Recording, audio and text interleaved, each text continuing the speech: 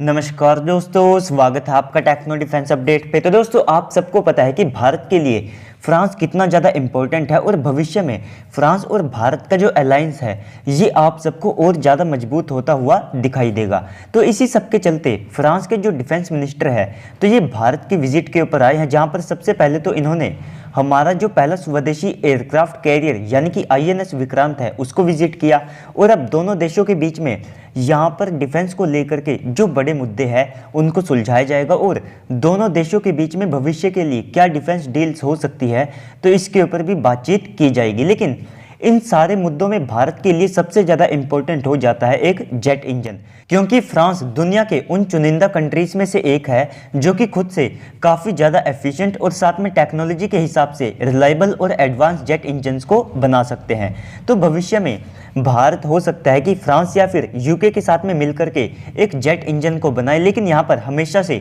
जो चांसेस हैं वे फ्रांस के सबसे ज़्यादा आगे रहे हैं। तो फ्रांस के जो डिफेंस मिनिस्टर भारत के अंदर आए हैं तो इनके साथ में हमारे रक्षा मंत्री श्री राजनाथ सिंह जी ने एक मीटिंग को किया है, जहां पर एक बड़ा मुद्दा हमारे एएमसीए फाइटर जेट यानी कि एमका का जो जेट इंजन है उसको लेकर के रहा है। जिस मीटिंग के दौरान में हमारे सीडीएस साहब, भारतीय वायुसेना के एयर चीफ मार्शल यानी कि वीआर चौधरी जी, डीआरडीओ के अध्यक्ष और साथ में जो बड़े फिगर हैं वे यहाँ पर मौजूद थे। तो यहाँ पर हमारे रक्षा मंत्री ने सबसे पहले तो फ्रांस के डिफेंस मिनिस्टर के सामने अपनी ये बात रखी कि सबसे पहले तो ये जो डील है इसको जल्द से जल्द फाइनल किया जाए और सीसीएस तैयार बैठी है कि कब जीटीआरई और डीआरडीओ फ्रांस की साफरान कंपनी के साथ में मिलकर के इस जेट इंजन डील को फाइनल करते हैं और इनके द्वारा उसी समय इस जेट इंजन के लिए अप्रूवल दे दिया जाएगा। तो अगर आप अब इस डील की बात करते हैं तो उम्मीद है कि 2023 में इस डील के ऊपर जो फाइनल साइन है वे हो सकते हैं, क्योंकि अब ऑलमोस्ट भारत के लिए जो टाइम है वो काफ़ी ज़्यादा कम हो चुका है, जिसके बीच में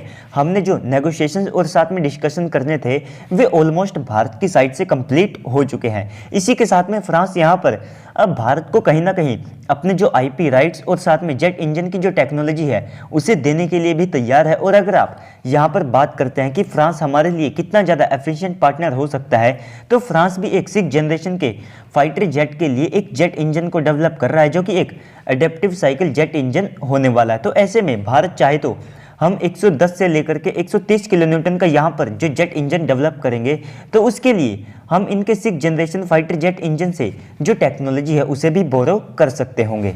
तो अब मेरे हिसाब से जो फ्रांस के डिफेंस मिनिस्टर भारत के अंदर आए हैं तो इनमें ये सबसे ज़्यादा इंपॉर्टेंट मुद्दा हमारे लिए हो जाता है कि हम अब जल्द से जल्द अपने एमका फाइटर जेट के लिए जो एक जेट इंजन है उसको यहाँ पर डेवलप करें, क्योंकि शुरुआत में एमका के अंदर जो जीई के F414 इंजन का यूज़ होगा तो वे कहने को तो मेड इन इंडिया होंगे, लेकिन उनके जो आईपी राइट्स हैं वे आप सबको यूएस की जीई के पास ही देखने को मिलेंगे। लेकिन इसके बाद में जैसे ही एमका का मार्क 2 वेरिएंट बनकर के तैयार हो जाता है तो उसके बाद में भारत के पास एक ऑप्शन रहेगा कि हम अपने आईपी राइट्स और अपनी खुद की टेक्नोलॉजी के साथ में बना हुआ एक जेट इंजन अपने फाइटर जेट के अंदर इस्तेमाल कर सकते होंगे। और अब कहीं ना कहीं भारत के लिए फाइटर जेट को एक्सपोर्ट करने के लिए जो अपॉर्चुनिटीज़ हैं वे भी काफ़ी ज़्यादा खुली है, जिसके बाद में अब हमारे लिए एक जेट इंजन और ज़्यादा इंपॉर्टेंट हो जाता है, क्योंकि अब भारत की साइड से ये भी देखा जा रहा है कि कैसे हम भविष्य में तेजस MK2 और साथ में एमका को अपने खुद के इंजन्स के साथ में एक्सपोर्ट कर सकते हैं। तो अभी के लिए तो इस विजिट से यही एक इम्पोर्टेंट खबर सामने निकल करके आई थी। अगर भविष्य में और यहाँ पर खबरें आती है जिसमें हम फ्रांस के साथ काफ़ी ज़्यादा बड़े स्केल के ऊपर जो वेपन्स है उनको बनाने वाले हैं और साथ में हम काफ़ी सारे ऐसे जॉइंट वेंचर को भी सेटअप करने वाले हैं जो कि भविष्य में दोनों देशों के जो हथियार है उनको तैयार करने का काम करेंगे। तो अगर उनसे रिलेटेड कोई खबर आती है तो उसके बारे में भी मैं आप सबको वीडियो बना करके बता दूंगा। तो दोस्तों, इस सब के ऊपर अब आप सबको क्या लगता है कमेंट सेक्शन में बताइएगा। साथ ही साथ अगर आपको वीडियो अच्छी लगी है तो वीडियो को लाइक करके चैनल को भी सब्सक्राइब कर दीजिएगा ताकि आपको ऐसे ही वीडियोस मिलते रहे। तो चलिए दोस्तों, आज की इस वीडियो में इतना ही, मिलते हैं अगली वीडियो में, तब तक के लिए गुड बाय, जय हिंद।